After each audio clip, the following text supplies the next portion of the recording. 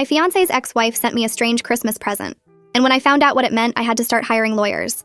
2 days ago, I received a package in the mail from my fiancé's ex-wife, Katrina. Inside was a huge silver spoon set, and a card that read, "You'll need these just like I did." And that was it. My fiancé laughed it off and said she was just being dramatic. But something about it shook me. Like, what exactly does that mean? Just like I did? And why did he call her dramatic? How can a spoon be dramatic? I feel guilty about it, but I texted Katrina because I needed answers. I told her I appreciated the gift but found her note confusing. She replied with, "You'll understand after your first Christmas married to him." Naturally, I was even more confused. I tried everything to get answers. Forums, online queries, subtly asking my husband.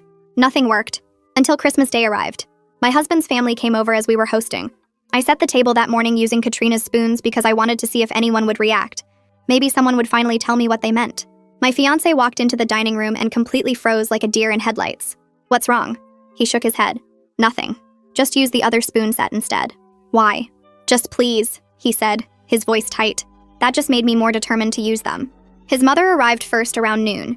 She was carrying a casserole dish when she saw the spoons. The dish literally slipped from her hands and shattered on the floor. She put her hand over her mouth and stared at my fiancé with shock and anger. "Why does she have those?" she asked directly, her voice shaking. "Katrina sent them to me," I said. "What are they?" She started crying, shaking her head and looking at my fiancé. "He needs to tell you about these." "Tell me what?" I asked, completely lost. She turned to glare at my fiancé, who practically pushed her toward the kitchen. More family members started arriving after that. His sister, his aunt and uncle, some cousins. Everybody who walked into the dining room and saw those spoons got this weird, uncomfortable look. People were whispering to each other and shooting looks at my fiancé, who was avoiding everyone's eyes. His sister finally grabbed both of us and pulled us into the kitchen away from everyone. "Are you seriously not going to tell her?" she demanded. "Stay out of this," my fiancé said. "Tell me what?" I practically yelled. His sister's face changed from anger to pity. "Those spoons are from Christmas 5 years ago." "Okay. What happened 5 years ago on Christmas?" I asked. She stared hard at my fiancé. "You tell her right now, or I'm calling Katrina." My fiancé looked panicked for the first time. "You wouldn't do that. Try me," his sister said coldly. "You have until dinner. Then I'm telling her myself." She walked away, and my fiancé just stood there staring at the floor, unable to look at me. When it was time to serve dinner, I picked up those big serving spoons. The entire room went completely silent. His mother said, loud enough for everyone to hear, "Are you seriously not going to tell her?" My fiancé suddenly slammed his hand down on the table. "Enough. All of you just stop." "Stop what?" I asked, still holding the spoons. "Someone needs to tell me what these are." His aunt spoke up from across the table. "Tell her what happened. She deserves to know what kind of man you really are." "What does she mean?" I looked at my fiancé. "What is everyone talking about?" He wouldn't look at me. "Put the spoons down," he finally said quietly. "No," I yelled. "Tell me what they mean." That's when I noticed something I hadn't seen. There were small dents and scratches all over the spoon's handles. I held one up to the light and looked closer. They looked like impact marks, like something had been hitting them over and over. His mother saw me examining and burst into tears again. "Just tell her what you did." "Why are these damaged?" I asked my fiancé directly. The whole room was staring at him now. Every single person was on my side, not his.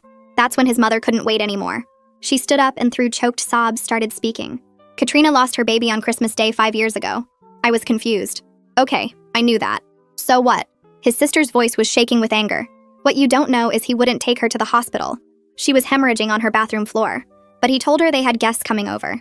He made her come downstairs and host Christmas dinner while she was actively losing the baby." My fiancé tried to interrupt. "It wasn't like..." "Yes, it was!" his mother screamed at him. "I watched that poor girl serve us food while she was dying inside and too scared to tell anyone what was happening. I felt like I was going to be sick. But what do these spoons have to do with that?" The only sound was my fiancé gulping. His aunt spoke up quietly. After it was over, he wouldn't pay for Katrina to go to the hospital. He wouldn't let her have a funeral. She picked up one of the spoons. Her hand was shaking. Katrina had to bury their baby in the backyard. The room started spinning around me. He wouldn't even give her a shovel. She looked down at the rest of the spoons on the table. She used these exact spoons to dig her baby's grave in frozen December ground. I looked up at my fiancé. "I'm pregnant." The words hung in the air for maybe 2 seconds before everything exploded into chaos. My fiancé's mother let out a sound somewhere between a gasp and a sob. His aunt covered her mouth with both hands. His sister's eyes went wide and then immediately filled with tears. I watched my fiancé's face change from pale shock to something darker, something that made my stomach drop even further than it already had. His jaw clenched tight and his hands curled into fists on the table. The look he gave me wasn't concern or surprise. It was anger mixed with something that looked like calculation, like he was already figuring out how to control this situation. That look made my decision for me. I had to get out of that house right now. My legs felt shaky when I stood up from the table, but I forced them to move. I grabbed one of the serving spoons without thinking, just needing something physical to hold on to. Proof that this was all real. My purse was on the chair by the door where I'd left it that morning. My coat hung on the rack next to it. I moved toward them on autopilot while voices erupted behind me. My fiancé's mother was crying harder now, saying something about history repeating itself. His sister was yelling at him, her voice sharp and furious. I heard my fiancé push his chair back hard enough that it scraped loudly across the floor. His footsteps came after me fast. I grabbed my coat and purse, fumbling with the doorknob because my hands were shaking so badly. Behind me, my fiancé's voice changed completely. The anger disappeared, and suddenly he sounded smooth and concerned, using that gentle tone he always used when he wanted something from me.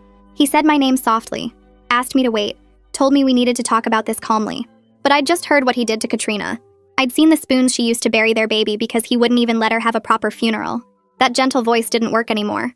I got the door open just as he reached for my arm. His mother's crying got louder from the dining room, a raw sound of guilt and grief. Then his sister was there, moving fast, putting herself between me and her brother. She grabbed his arm and pulled him back, her face set hard. She told him to let me go, that he'd done enough damage. He tried to push past her, but she held firm, and I didn't wait to see what happened next. I ran out into the cold December night without looking back. My car was parked in the driveway behind 3 other family cars. I had to squeeze past them, my breath coming out in white puffs in the freezing air. My hands shook so hard I dropped my keys twice before I managed to unlock the door. I threw myself into the driver's seat and locked all the doors immediately, then just sat there gripping the steering wheel. Through the front window of the house, I could see shapes moving, people arguing. The Christmas lights we'd strung up together last week blinked red and green across the snow. It looked so normal from out here, so peaceful. Nobody driving past would know what had just happened inside. My phone started buzzing in my purse. I pulled it out and saw a text from my fiancé. It said we needed to talk, that I was overreacting, that I needed to come back inside, so we could discuss this like adults. Another text came through before I could even process the first one. This one said his family was being dramatic about something that happened years ago, that they were making it sound worse than it was, that I didn't understand the full context. A third text appeared. He was sorry I was upset, but I needed to think about our baby and not make rash decisions based on old family drama. The words made me feel sick. Old family drama. Like what he did to Katrina was just some minor disagreement, not forcing her to host dinner while she lost their baby. My phone kept buzzing with more messages, but I couldn't read them anymore. I needed to go somewhere. Anywhere but here. The problem was, I didn't know where. We'd moved to the city for his job 6 months ago, and I didn't have many friends here yet. My family lived 3 states away. Most of our social circle was his co-workers and their wives. Then I remembered Haley. She'd been my roommate in college and lived across town now. We'd gotten coffee a few times since I moved here, but hadn't stayed as close as we should have. I hadn't even told her much about my fiancé because he always got weird when I spent too much time with old friends. That thought made something click in my head, a small piece of a bigger pattern I was just starting to see. I pulled up the GPS on my phone with shaking fingers and typed in Haley's address from my contacts. The route showed 20 minutes across town. I started the car and backed out of the driveway carefully, checking the rearview mirror to make sure my fiancé wasn't coming after me. The house stayed still behind me as I drove away. Once I hit the main road, my mind started replaying the past year like a movie on fast forward. All the times he'd suggested I didn't need to work because he made enough money for both of us. How he'd been annoyed when I wanted to visit my parents for Thanksgiving. The way he always checked my phone casually, like it was no big deal, just being interested in my life. How he'd convinced me to put his name on my bank account for easier bill paying. The time he'd gotten upset because I bought groceries without asking him first, even though I was using my own money. Each memory felt different now, tainted by what I knew about Katrina. These weren't just quirks or signs he cared about me. They were control. The traffic lights blurred together as I drove, my brain struggling to process everything at once. Every time I stopped at a red light, I checked my phone. More texts kept coming through. He was sorry. He loved me. We could work through this. His family didn't understand what really happened. Katrina had always been unstable. He'd made mistakes when he was younger, but he'd changed. We were supposed to get married in 3 months. I was carrying his baby. Didn't that mean something? Each message made my stomach hurt worse. Haley's apartment building looked warm and safe when I finally pulled into the parking lot. I grabbed my purse and coat, along with the serving spoon I'd somehow carried with me this whole time. The metal felt cold even through my glove. I made my way to her door on the 2nd floor and knocked, praying she was home on Christmas night.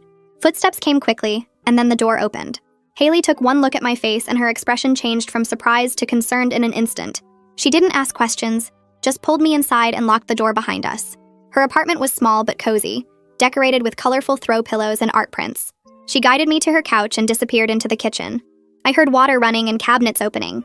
I sat there in my coat, still holding the spoon, unable to make my body move or my brain form words. Haley came back with a mug of tea and a soft blanket. She wrapped the blanket around my shoulders and pressed the warm mug into my hands. Then she sat down next to me and waited. She didn't push or demand explanations. She just waited until I was ready. My phone buzzed again in my purse. And again, and again. The sound seemed too loud in the quiet apartment. Haley glanced at my purse but didn't say anything about it. It took until almost midnight before I could finally tell her what happened. The words came out choppy and confused at first, jumping around in time. I started with the spoons arriving 2 days ago, then jumped to tonight's dinner, then back to texting Katrina, then forward to the moment I said I was pregnant. Haley listened without interrupting once. Her face got darker and darker as I explained about Katrina losing the baby, about her having to serve dinner while hemorrhaging, about using these exact spoons to dig a grave in frozen ground. When I finished, Haley was quiet for a long moment. Then she said I could stay as long as I needed, that we'd figure this out together, that I wasn't alone in this. She asked if she could see the spoons. I pulled the one I'd grabbed from my purse and handed it to her.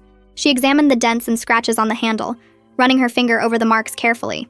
Her jaw was tight when she looked back at me. She asked if I was safe, if he knew where I was, if he'd ever hurt me physically. I told her no to the physical part, but I wasn't sure about the rest anymore.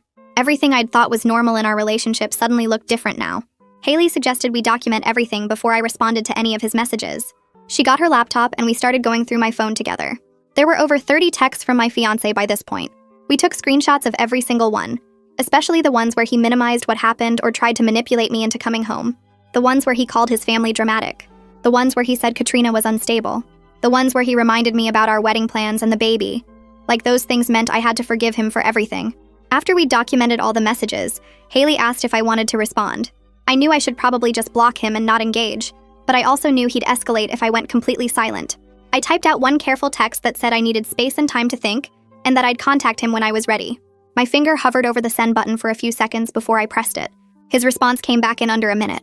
The message was long, full of promises that we could work through this together. He said he understood I was upset, but reminded me about all our plans for the future. The wedding we'd been planning, the house we were going to buy, the life we were supposed to build. He said he'd made mistakes in his past, but he'd learned from them. He loved me. He'd never do anything to hurt me or our baby. But all I could see when I read his words was Katrina on her bathroom floor, bleeding and scared, while he worried about dinner guests. I could see her in the frozen backyard with those silver spoons, digging through hard December ground because he wouldn't pay for a funeral. I could see her serving food to his family while losing their baby because he cared more about appearances than her life. His promises meant nothing compared to what he'd actually done. I put my phone down and told Haley I couldn't read any more tonight. Sleep didn't come easy on Haley's couch, but I must have dozed off eventually because I woke up to her moving around the kitchen making coffee. My phone sat on the coffee table where I'd left it, the screen dark and silent for once. Haley brought me a mug and asked how I was feeling. I told her the truth, that I felt numb and confused and scared all at the same time. She sat down across from me and suggested I spend the day researching what I was dealing with, that understanding it might help me figure out my next steps. So that's what I did. I opened my laptop and started searching. Terms like coercive control and reproductive abuse. Articles about emotional manipulation and financial control. Websites about recognizing the signs of abuse that doesn't leave physical marks. Every single article I read described things I recognized from my relationship with my fiancé. The way he'd slowly isolated me from friends and family. How he controlled our money even though I had my own income. The subtle ways he'd made me feel like I needed his permission for basic decisions. How he'd react with anger or cold silence when I did things without asking him first. Then I found articles specifically about reproductive coercion. Men who tamper with birth control. Who pressure partners into pregnancy. Who use pregnancy to trap women in relationships. I remembered how excited my fiancé had been when I got pregnant. How quickly he'd started talking about moving up the wedding date. How he'd suggested I quit my job since I'd need to be home with the baby anyway. The pattern had been there all along in smaller ways. I just didn't have the words for it until now. Haley had to leave for a shift at the hospital where she worked as a nurse, but she made me promise to call her if anything happened. After she left, I kept researching until my eyes hurt from staring at the screen. Then I remembered I needed to call my doctor. I was pregnant, and I'd just been through something incredibly stressful. I needed to make sure everything was okay with the baby, even though I still didn't know how I felt about being pregnant with this man's child. I pulled up my OB/GYN's number as soon as their office opened at 8. The receptionist who answered was cheerful at first, wishing me a happy day after Christmas. Then I started explaining why I needed an emergency appointment and my voice cracked halfway through. I didn't give her all the details, just said I'd discovered something really upsetting about my fiancé, and I was very stressed, and I needed to be seen today to make sure the baby was okay. The cheerfulness dropped from her voice immediately, and she told me to hold on. She came back a minute later with an appointment slot at 11, telling me to come in even if I wasn't having any physical symptoms, because stress mattered too. I thanked her and hung up, then sat there on Haley's couch staring at the silver spoon on the coffee table. In a few hours, I'd go to the doctor and face the reality of this pregnancy. But right now, in this moment, all I could think about was Katrina digging in frozen ground, while the man who should have protected her sat inside their warm house. Before leaving for the appointment at 11, I pulled out my phone and started taking pictures of every single spoon. I photographed them from above, from the sides, close-ups of the handles where the dents and scratches marked each impact against frozen ground. The morning light through Haley's window caught the damage perfectly, showing every mark that told Katrina's story. Haley sat next to me on the couch with a notebook, asking me questions about the dinner to help me remember everything clearly. She wrote down who said what, starting with his mother's reaction to seeing the spoons and ending with his aunt explaining how Katrina dug the grave. We documented the exact wording of the card Katrina sent, the way my fiancé tried to make me use different spoons, how every family member reacted with horror when they understood what the spoons meant. Haley's handwriting filled 3 pages by the time we finished, creating a record of everything before my memory could blur the details. The drive to the doctor's office felt surreal, like I was watching myself move through the world from somewhere far away. I checked in at the front desk and sat in the waiting room staring at a magazine without seeing the words. When the nurse called my name, I followed her back to the exam room and stepped on the scale, gave a urine sample, let her take my blood pressure. Then Brianna walked in with her usual warm smile and asked how I was doing. That's when I completely fell apart.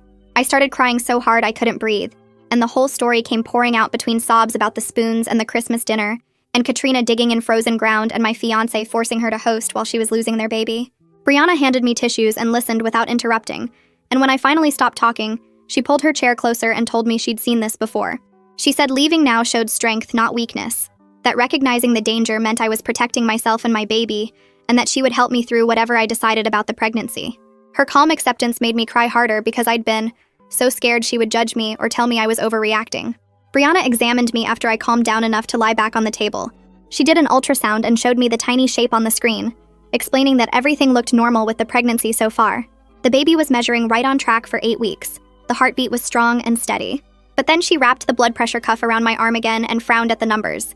She said my stress levels were clearly affecting my body, that my blood pressure was higher than she wanted to see, and that I needed to take this seriously for both my health and the baby's. She printed out 3 referrals while I got dressed, explaining each one carefully. The first was for a therapist named Jasmine who specialized in trauma and something called reproductive coercion, which Brianna said was when someone uses pregnancy to control their partner. The second referral was for a domestic violence advocate named Nicole, who could help me understand my options and stay safe. The third was for a family law attorney named Colin, who had experience with cases like mine.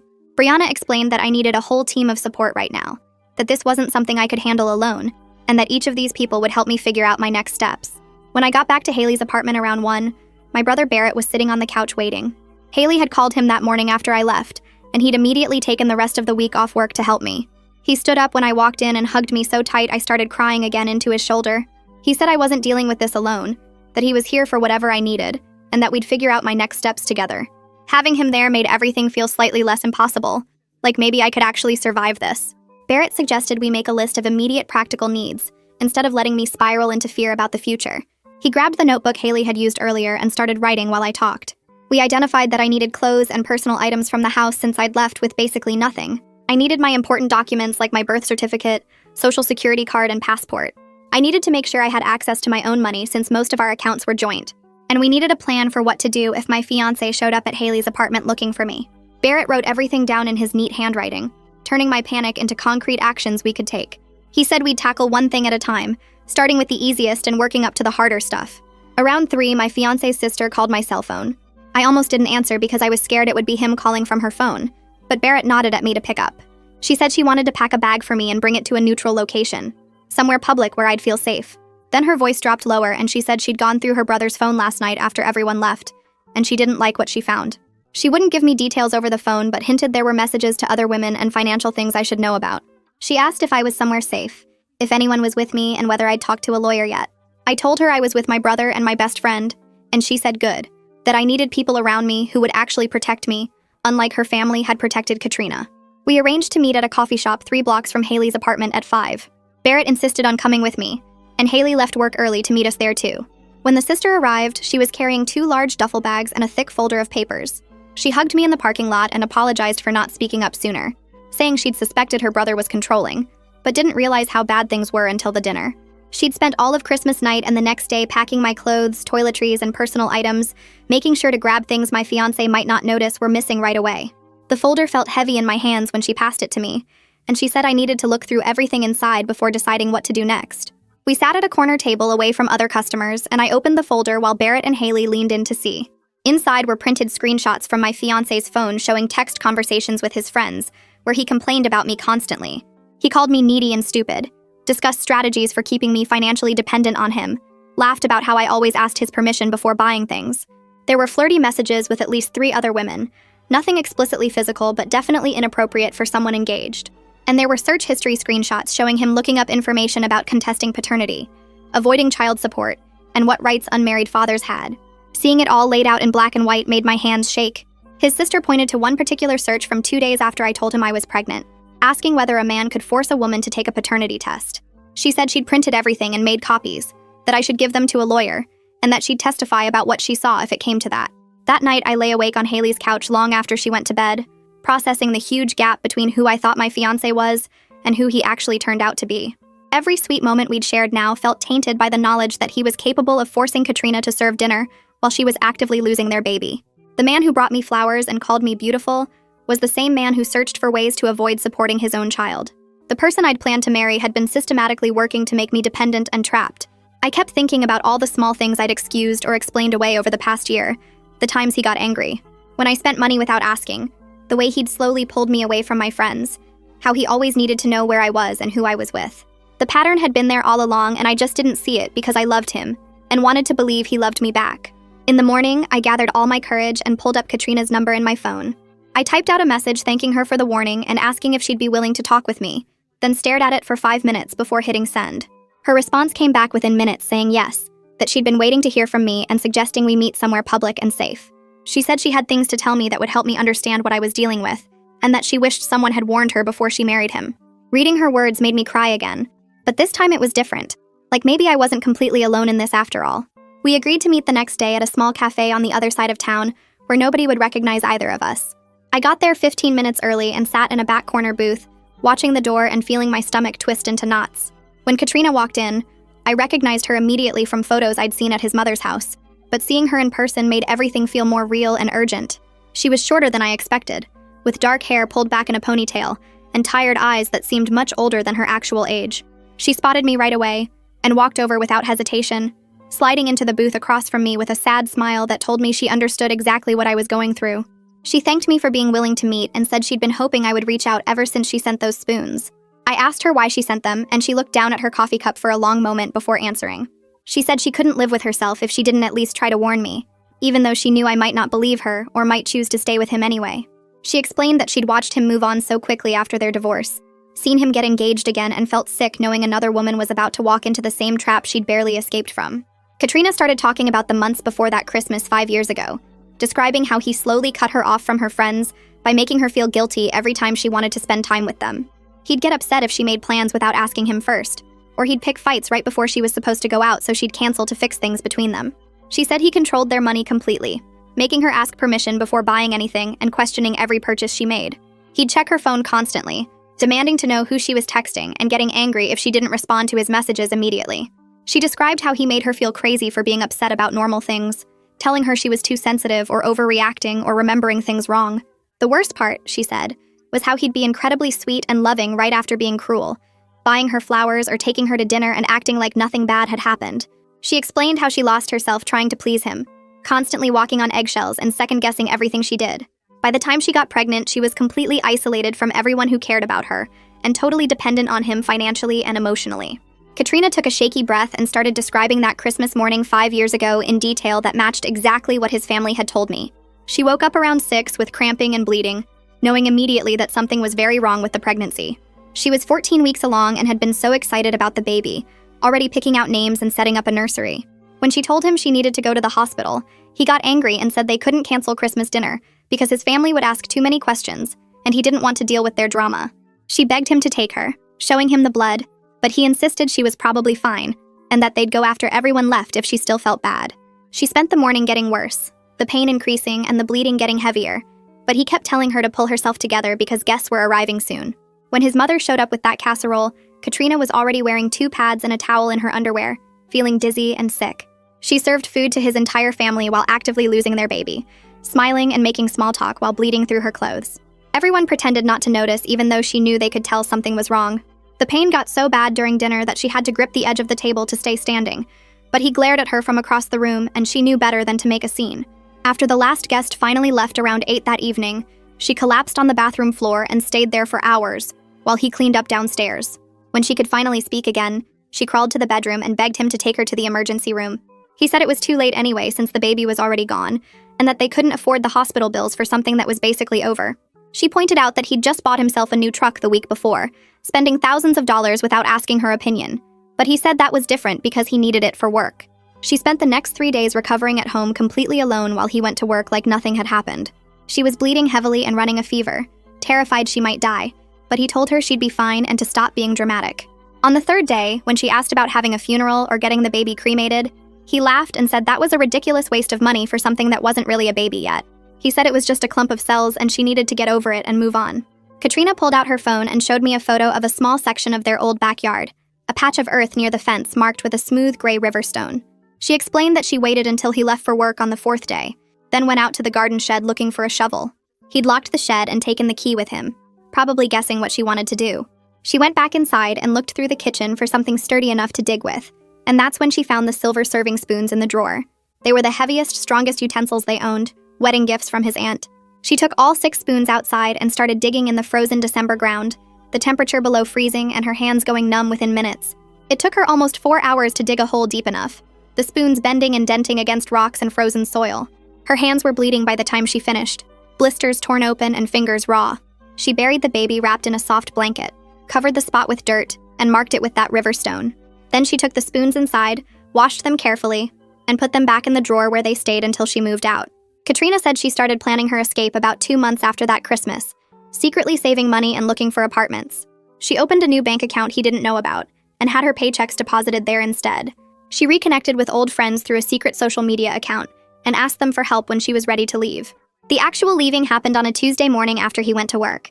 Her friends showed up with a truck and they loaded everything she owned in less than 2 hours. She left the spoons on the kitchen counter with a note that said only, "I hope you remember what these cost." The divorce took a full year because he fought everything out of pure spite, contesting every single item and dragging out every court date. He tried to claim she owed him money, that she'd stolen from him, that she was mentally unstable.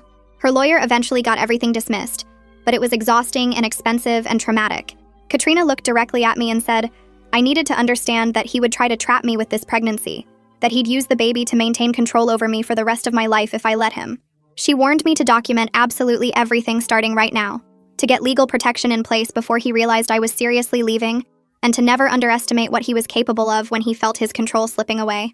I asked if she'd be willing to provide a written statement about everything she just told me, and she said yes immediately without any hesitation. She explained that she'd been in therapy for years working through what he did to her, and that part of her healing process was making sure he couldn't do the same thing to someone else. She said she'd type everything up that evening and email it to me, and that she'd testify in court if needed. That afternoon, I sat in my car outside Haley's building and pulled up the referral list Brianna had given me at my doctor's appointment. The domestic violence hotline number was at the top of the page. I stared at it for almost 10 minutes before finally calling, my hands shaking so badly I could barely hold the phone. A woman answered on the second ring and said her name was Nicole. I started explaining my situation, stumbling over words and probably not making much sense, but she listened patiently without interrupting.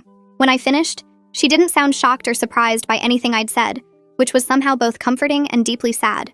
She said she heard stories like mine every single day, that what I was describing was a clear pattern of behavior that had a name. Nicole explained that coercive control is when someone uses tactics like isolation, financial abuse, and emotional manipulation to dominate another person's life. She said the incident with Katrina showed he was capable of extreme cruelty when he felt his control was threatened, and that my pregnancy put me at even higher risk because he'd see the baby as a way to keep me connected to him permanently. She walked me through creating a safety plan, asking detailed questions about my current living situation and what resources I had available. We made a list that included keeping my location completely private from him and anyone who might tell him where I was, documenting every single contact he made through screenshots, and saved voicemails, having a bag packed and ready to grab at any moment with important documents and medications inside, and knowing the fastest route out of any building I was in. Nicole asked me to identify at least 3 people I could call in an emergency who would come get me immediately without asking questions. I gave her Haley's number, Barrett's number, and Katrina's number. Then Nicole started what she called a lethality assessment, going through a specific list of questions about factors that increase danger in domestic violence situations. She asked if he had access to any weapons, and I said no, but realized I didn't actually know for sure since I hadn't been to the house in days. She asked about his history of violence, whether he'd ever hit me or physically restrained me or destroyed property during arguments.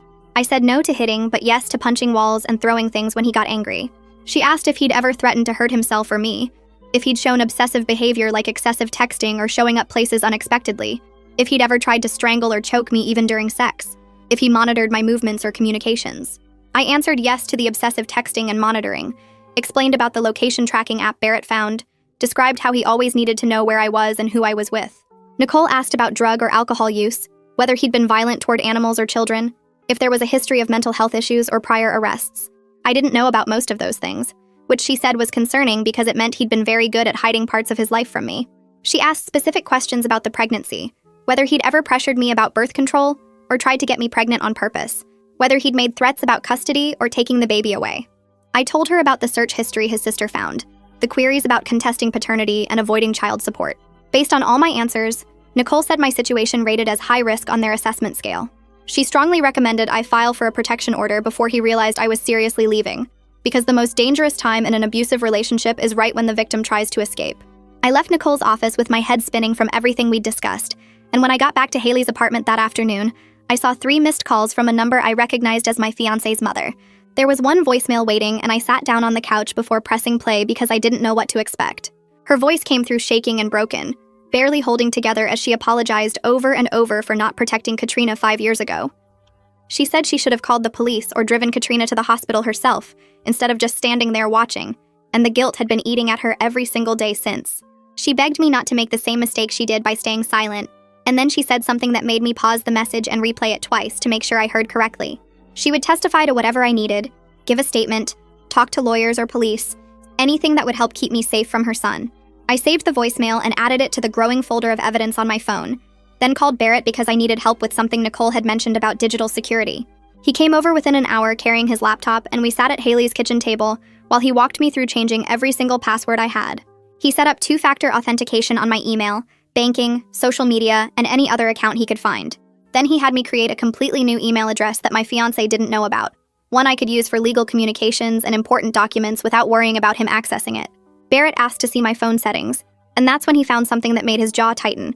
There was a family sharing app installed that I didn't remember ever agreeing to, and when Barrett opened it, we could see that my fiancé had been tracking my exact location in real time for months.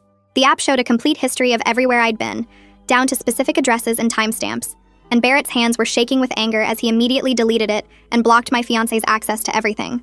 We went through every single app on my phone checking for location sharing, and Barrett turned off anything that could possibly tell my fiancé where I was. Requested Reds is on Spotify now. Check out link in the description or comments. The next morning, I had an appointment with attorney Colin Overton at his office downtown, and Nicole had given me his contact information saying he specialized in domestic violence cases and offered reduced rates. Colin's office was small but professional, with certificates on the walls and a bookshelf full of legal texts, and he shook my hand firmly before gesturing to a chair across from his desk. I spent the next hour telling him everything, showing him the screenshots of controlling messages, explaining about Katrina and the spoons, sharing the recording his sister had sent, and watching him take detailed notes the entire time. Colin reviewed Katrina's contact information and asked if she'd be willing to provide a written statement, which I confirmed she already offered to do. He leaned back in his chair and explained that based on everything I'd shown him, I had solid grounds for a protection order due to the clear pattern of coercive control, and the particularly concerning searches about avoiding paternity that suggested he was already planning how to escape responsibility. Colin pulled out a legal pad and started outlining what the next few months would likely look like, and I tried to focus on his words, even though my mind kept wandering to how surreal this all felt. He explained the process for protection orders, how we'd need to establish paternity if I continued the pregnancy, what custody arrangements might look like, and the possibility of criminal charges if my fiancé violated any court orders. Then Colin looked at me directly and said something I appreciated even though it scared me. The system wasn't perfect, and even with a protection order in place, I needed to stay constantly aware of my safety because paper doesn't actually stop someone who's determined. I left his office feeling both more secure because I had legal help, and more frightened because the danger was so real that even lawyers had to acknowledge it. That afternoon, I had to deal with something I'd been avoiding, which was telling my boss why I needed time off work. I scheduled a meeting and sat across from her desk trying to figure out how much to say. finally deciding on the basic facts without going into traumatic details. I told her I was leaving my fiancé due to safety concerns, that I was pregnant, and that I needed some time to handle legal matters and get settled somewhere secure. My boss didn't ask for more information than I offered, just immediately said she supported me and we'd figure out whatever I needed. She pulled up the FMLA paperwork on her computer and started filling it out right there, then suggested I work from home temporarily, so my fiancé couldn't show up at the office looking for me. The relief of having that conversation go smoothly almost made me cry, because I'd been so worried about losing my job on top of everything else. When I got back to Haley's apartment early that evening, I found a new audio file that my fiancé's sister had sent to my secret email address, with just a short message saying I needed to hear this.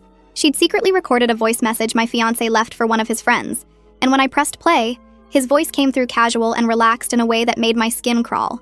He was bragging to his friend about how well he had me trained, laughing about how I always asked permission before spending money now, and how I apologized first after every argument even when he was clearly wrong.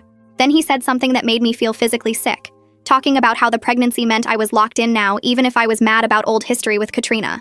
The contempt in his voice when he talked about me was so clear, like I was a pet he'd successfully trained rather than a person he supposedly loved. I listened to the whole thing 3 times, and each time I caught new details that showed just how calculated everything had been. Hearing him describe our relationship in such cold terms destroyed any tiny remaining hope I'd been holding on to, that maybe this was all a misunderstanding, or that he actually cared about me. The way he talked made it obvious that every sweet moment, every apology, every promise had been manipulation designed to keep me dependent and controlled. I'd been making excuses for behavior that was never about love, and the recording proved he'd never seen me as an equal partner, but rather as something to manage and control. The next morning, I met Colin at his office again, and we spent 3 hours preparing a petition for a temporary protection order. We attached printed screenshots of the controlling messages, Katrina's detailed written statement about what happened 5 years ago, the recording his sister had sent of him bragging to his friend, and photos of the silver spoons with their complete history explained. Colin helped me fill out form after form, reducing my entire relationship to a list of specific incidents and concerning behaviors that fit into legal categories. The paperwork felt surreal, seeing everything typed out in formal language that somehow made it both more real and more distant at the same time. We organized everything into a clear timeline showing the pattern of control, and Colin added a section about the pregnancy and the searches about avoiding paternity to demonstrate ongoing risk. When we finished, the petition was over 20 pages long with all the attached evidence, and Colin said it was one of the strongest domestic violence cases he'd seen in terms of documentation.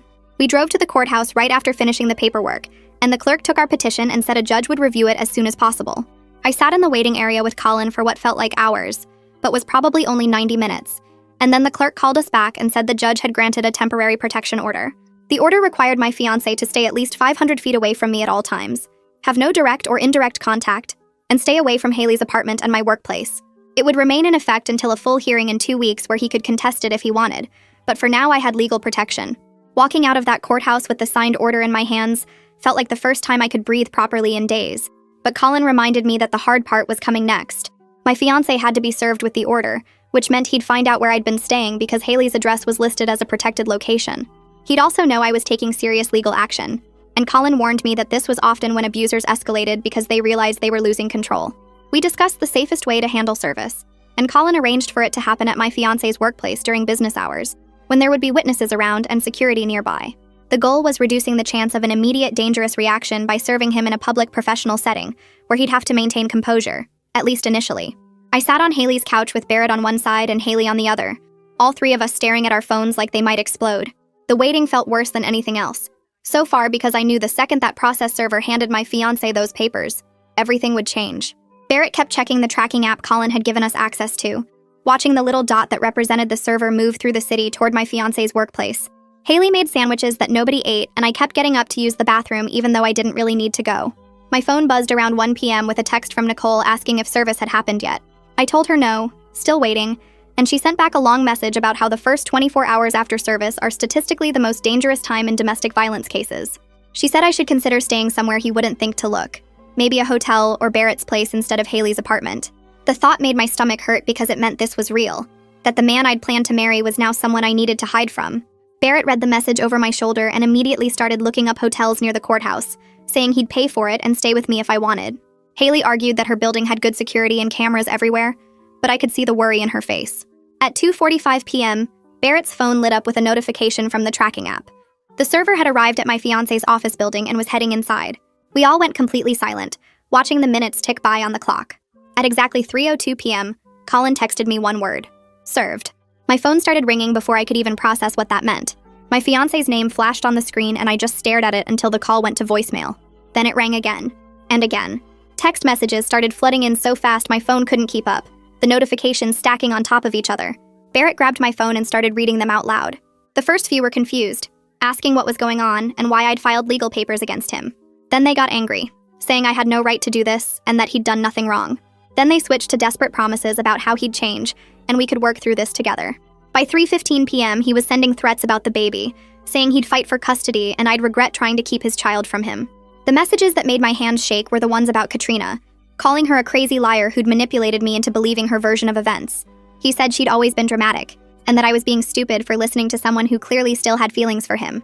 Haley's phone buzzed with a text from Colin telling me not to respond to anything, that every message was potential evidence of harassment.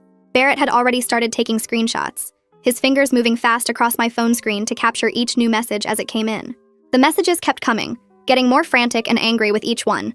By 3:30 p.m., he was saying he was coming over to talk to me in person, because this was ridiculous, and we needed to handle it like adults. That's when I really started to panic, because Haley's address was listed on the protection order as a place he had to stay away from. Colin sent another text saying to call the police immediately if my fiancé showed up anywhere near me, and to make sure I had the protection order paperwork easily accessible. The afternoon dragged on with my phone buzzing constantly, each message more unhinged than the last. He cycled through every emotion possible, from begging me to come home to threatening to drain our bank accounts, to promising he'd prove Katrina was lying about everything. By 6 p.m., we had over 50 messages, and Colin said that alone was enough to show a pattern of harassment and inability to respect boundaries. Barrett ordered pizza that nobody wanted to eat, and we sat in Haley's living room with the TV on mute, just waiting for something worse to happen. Around 8 p.m., the messages finally slowed down, and I thought maybe he'd given up for the night. I was wrong. At 9:17 p.m., Haley's apartment buzzer started going off, the harsh electronic sound making all three of us jump. Haley went to the intercom panel and listened, her face going pale. She looked at me and mouthed his name. The buzzer went off again, longer this time, like someone was leaning on it. Then again, and again. Haley grabbed her phone and called the police while Barrett headed for the door. I tried to follow him, but Haley pulled me back toward her bedroom, saying I needed to stay out of sight. From the bedroom, I could hear the buzzer going off over and over, a constant angry sound that made my heart beat. So fast I felt dizzy. Barrett went down to the lobby to film what was happening, and I sat on Haley's bed with my arms wrapped around myself, listening to Haley talk to the police dispatcher. She was calm and clear, giving them the address and explaining that someone was violating a protection order by showing up at the building. The buzzing finally stopped, and for a few seconds, everything was quiet. Then my phone started ringing again, my fiancé's name flashing on the screen. Haley grabbed it and declined the call, but it immediately rang again. The police dispatcher told Haley they had units on the way, estimated arrival in 8 minutes. Those 8 minutes felt like hours. Barrett came back upstairs and showed us the video he'd taken on his phone. My fiancé was in the lobby, arguing with the security guard and demanding to be led up to Haley's apartment. The guard was telling him no, that he needed to leave, but my fiancé just kept pushing and yelling about how he had a right to see his pregnant fiancée. The police arrived at 9:25 p.m., and Barrett went back down to make sure they had all the information they needed. From the bedroom window, I could see the flashing lights of 2 police cars in the street below. Haley stood next to me, her hand on my shoulder, both of us watching as officers entered the building. It took about 15 minutes before Barrett came back upstairs with one of the officers, a woman who looked tired but professional. She asked to see my copy of the protection order, which I'd been keeping in my purse since leaving the courthouse. She read through it carefully, then asked me to confirm that the man in the lobby was the person named in the order. I said yes, and she nodded and made some notes. The officer explained that they'd verified the protection order with their dispatch, and that my fiancé had been warned he was already in violation by being at the building. They'd told him he needed to leave immediately or face arrest. She said he'd argued and tried to claim he didn't understand the order, but ignorance wasn't an excuse, especially since he'd just been served with it a few hours ago. The officer suggested we file a police report documenting the violation, and that we should contact our attorney about the incident. After she left, Barrett helped me fill out the online report form, while Haley made tea that I still couldn't drink. We thought it was over for the night, but at 9:47 p.m., the building security guard called Haley to let her know that a car matching my fiancé's had driven past the building slowly 3 times. Haley asked if the cameras had caught it, and the guard said yes, that all the footage was saved automatically. Barrett went down to talk to the building manager about getting copies of the security footage and came back 20 minutes later with a USB drive containing video from the lobby cameras and the exterior cameras. We watched the footage together, seeing my fiancé's car drive past the building entrance at 9:48 p.m., then again at 9:53 p.m., then again at 10:01 a.m. p.m. On the third pass, he slowed down almost to a stop, clearly looking up at the building windows. Barrett immediately sent everything to Colin, along with the police report number and a detailed timeline of the evening's events. Colin responded within minutes, saying this was exactly the kind of evidence we needed, and that he'd file an additional report in the morning documenting the protection order violation. He reminded me to keep my phone on and charged, to stay away from windows, and to call the police immediately if my fiancé showed up again. I finally fell asleep around 2 a.m., exhausted but unable to stop checking my phone every few minutes. The next morning, I woke up to 17 new messages from my fiancé, all sent between 3 a.m. and 6 a.m. Most of them were rambling and didn't make much sense, but the tone was getting scarier. At 9:30 a.m., my phone rang with a number I didn't recognize. I almost didn't answer, but something made me pick up. A man's voice introduced himself as Detective Edison Root and said he was following up on the protection order violation report from last night. He asked if I had time to talk about what happened, and I said yes, feeling relief wash over me that someone was taking this seriously. Edison explained that violations of protection orders are taken very seriously in their jurisdiction, and that the combination of my fiancé showing up at the building and the 50-plus harassing messages gave them enough to file charges if I wanted to proceed. He said the decision was mine, but that in his experience, abusers who violate protection orders within hours of being served tend to escalate further without legal consequences. I told Edison yes, I wanted charges filed, because I needed my fiancé to understand that there were real consequences now. Edison said he'd coordinate with the prosecutor's office and that this would actually strengthen my case at the full protection order hearing in 2 weeks. He asked me to send him copies of all the messages and the security footage, which Barrett helped me do while we were still on the phone.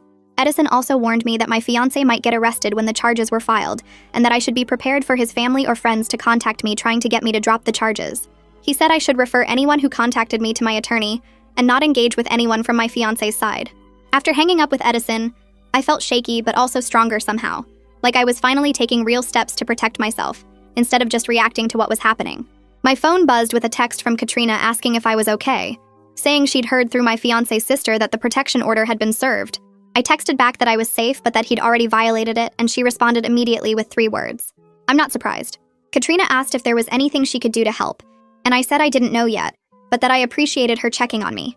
She sent another message saying she'd be willing to testify at the hearing if it would help, and that she'd been documenting her own healing journey in therapy, in case it was ever useful to show the long-term impact of what he'd done to her. That offer made me cry, sitting there on Haley's couch with Barrett making breakfast in the kitchen and morning light coming through the windows. 2 weeks ago, I didn't even know Katrina existed, and now she was offering to relive her trauma in court to help protect me. I had an OB appointment scheduled for that afternoon with Brianna, and Haley insisted on driving me even though I said I could go alone. The waiting room felt too bright and too normal, full of pregnant women reading magazines and looking happy. When Brianna called me back, she took one look at my face and closed the exam room door behind us. I told her everything that had happened since I'd last seen her, and she listened while taking my blood pressure and making notes in my chart. The blood pressure reading was higher than it should be, and Brianna said that wasn't surprising given the stress I was under. She examined me and said the pregnancy itself still looked healthy, that the baby's heartbeat was strong and everything was measuring right on track. But she was worried about me, about the toll this was taking on my body and mind. Brianna adjusted my prenatal vitamins, adding some extra supplements that might help with stress and anxiety. She gave me a list of gentle exercises I could do that were safe for pregnancy and proven to help with anxiety symptoms. Then she said something that made me start crying again. She reminded me that I had options regarding the pregnancy, that no decision had to be made immediately, and that whatever I chose would be supported by her and her entire practice. She said some women in my situation chose to continue pregnancies and some didn't, and both choices were valid and deserved compassionate care. I'd been so focused on protecting myself and the baby that I hadn't really let myself think about whether I even wanted to continue being pregnant with this man's child. Brianna didn't push me to decide anything, just made sure I knew all my options and had resources if I wanted to explore them. Brianna handed me a card with a therapist's name written on it, Jasmine Clearwater, and explained that she specialized in trauma and something called reproductive coercion. She said pregnancy after finding out about abuse created really complicated feelings that I'd probably need help working through. Brianna looked right at me and said whatever I decided about keeping the baby was valid and deserved good care. No judgment either way. I took the card and scheduled an appointment for 3 days later, my hands still shaking from everything I'd just told her.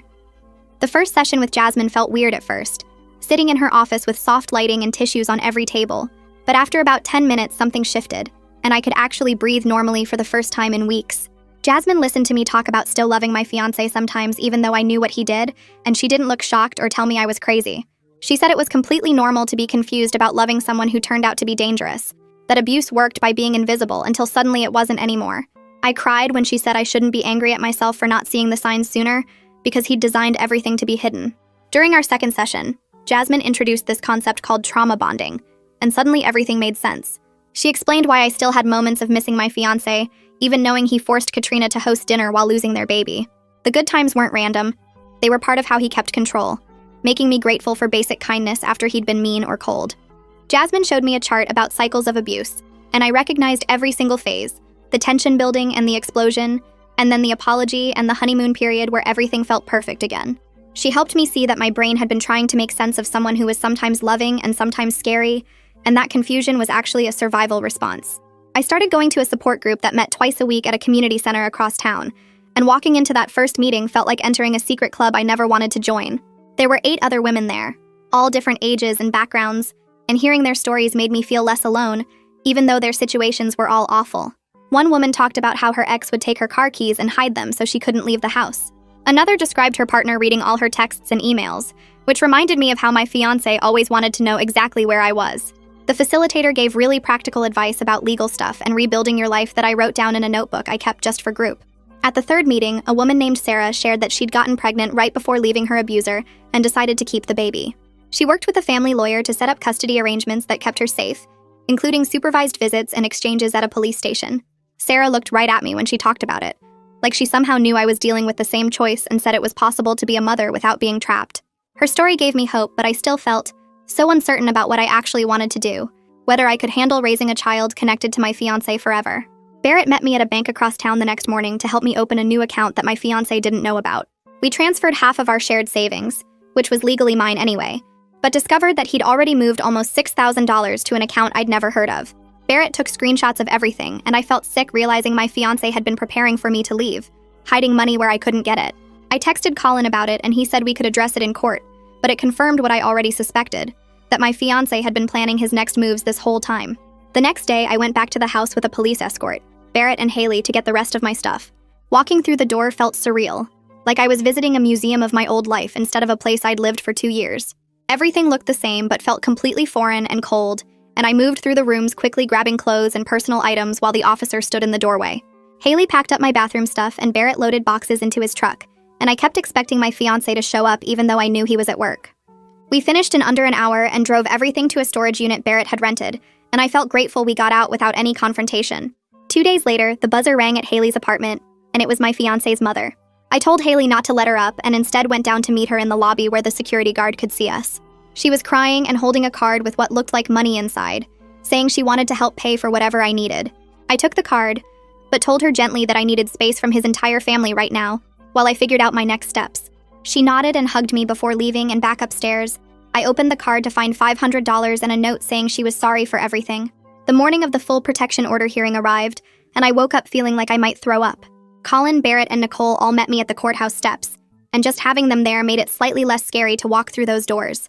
My fiancé was already inside with his own attorney, a man in an expensive suit who kept whispering to him.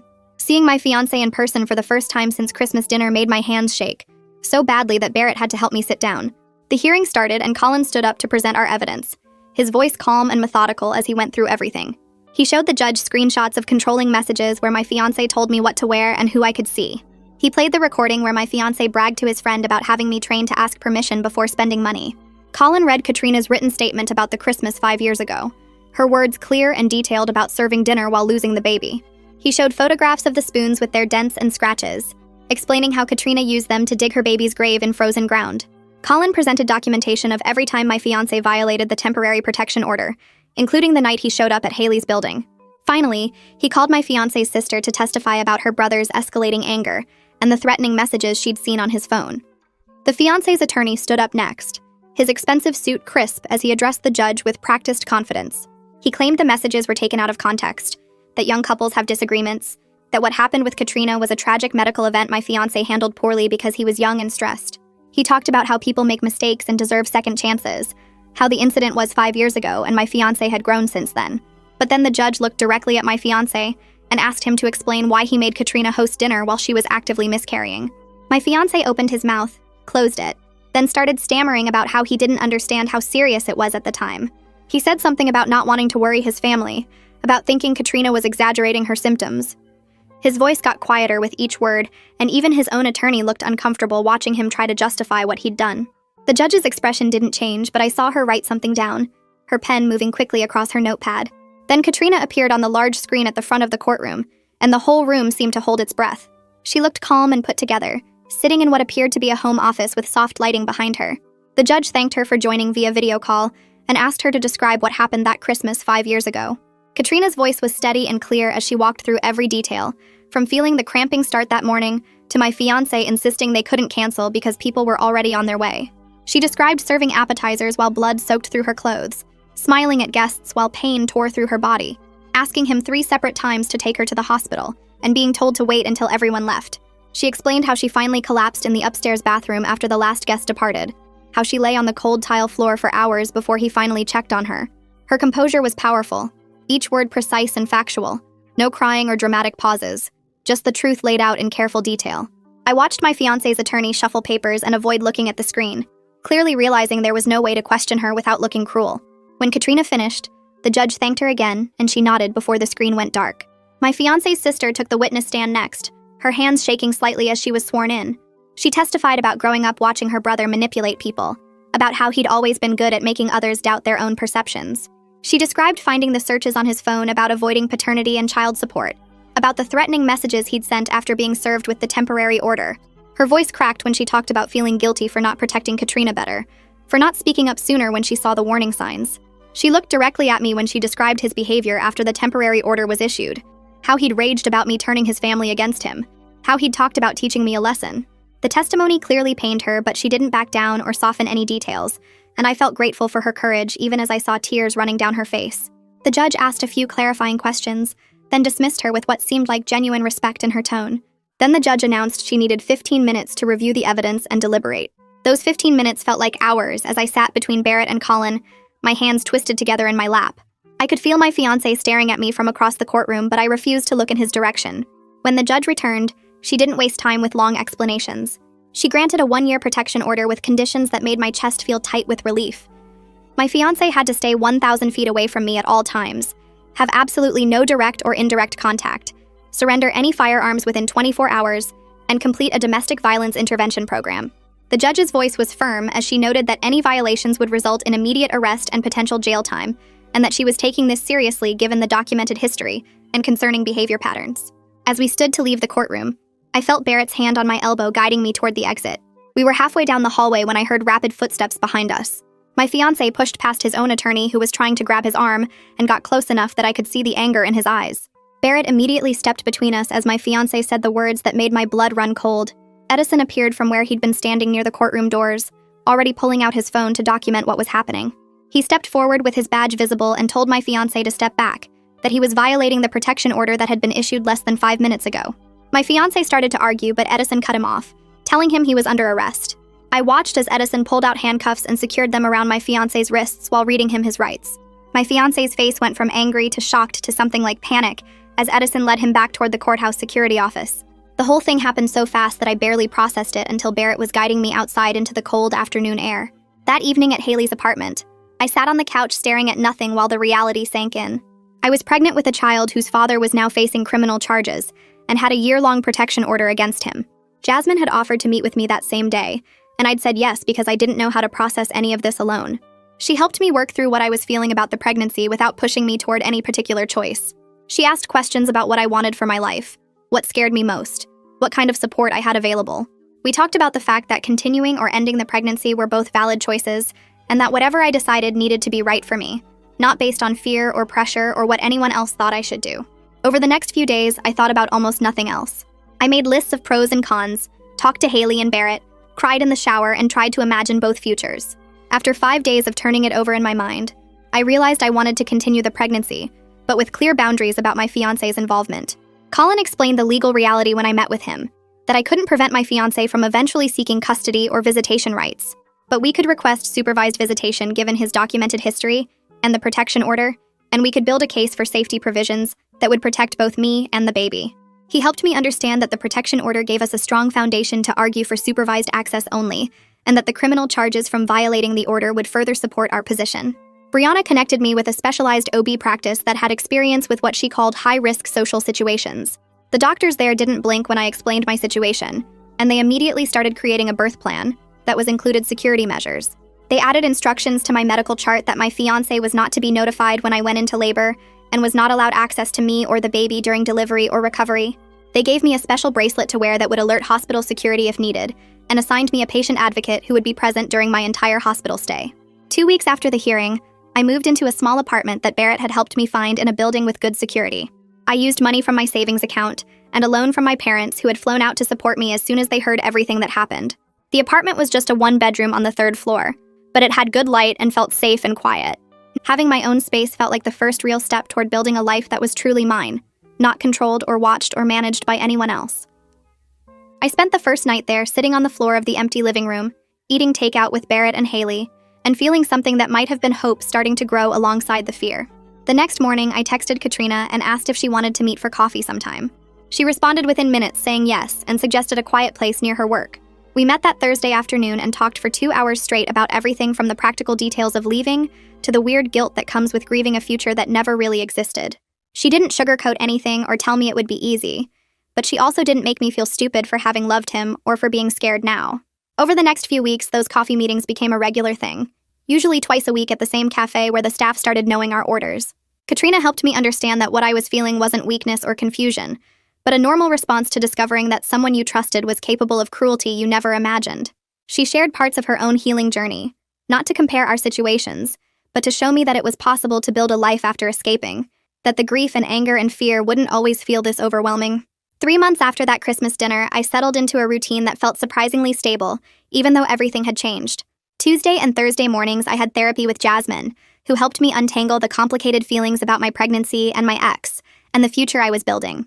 Wednesday afternoons, I went to prenatal appointments where Brianna checked on the baby and reminded me that taking care of myself emotionally was just as important as the physical health stuff. Monday and Friday evenings, I attended the support group at the community center, listening to other women's stories and slowly learning to share my own without feeling ashamed. I worked from home most days, which gave me flexibility for appointments, and also meant I didn't have to worry about running into my ex anywhere.